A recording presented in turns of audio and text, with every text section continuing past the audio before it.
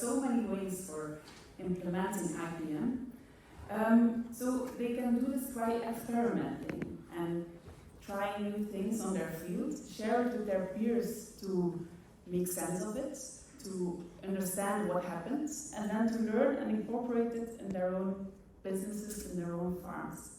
So the way we did this in IPMWORKS is we set up these hubs. I will not go into detail a lot because Nicolas already described them. So there's groups of 10 to 15 farmers with similar crop types, often closely located to each other, so they can meet. They can meet each other in person on a field. They have a willingness to adopt IPM or to lower their pesticide use, willingness, also openness to exchange and share experiences with each other.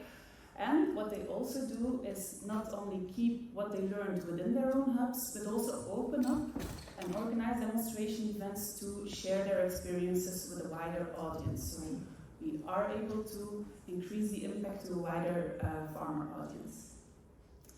So Simon, who's there, he's my colleague, and he's a PhD student, and he had the opportunity to follow 3 of the hubs really closely for 2 years. And what he came up with is that to understand IPM for farmers, they need different types of understanding of what IPM is. So they need to understand the crop and disease biology and field ecology. And I think Eduardo really nicely explained that they teach the farmers how to recognize the pests, but also the beneficials. You need to know the crop cycles, so things like that.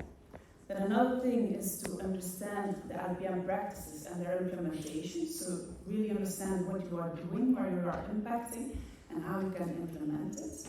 Then a farmer also needs to understand the IPM strategies on the fields and the crop management level, and I think the farmer video we had from the farmer in the Jura shows it.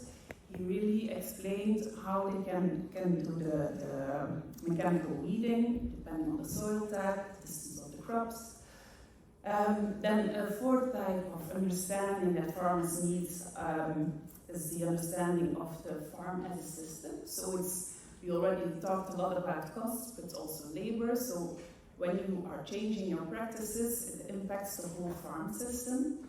And then also understand how IPM connects to the farmer identity, what it is to be a good farmer. So these are all aspects to take into account as a farmer, and it can help him or her to adopt or incorporate IPM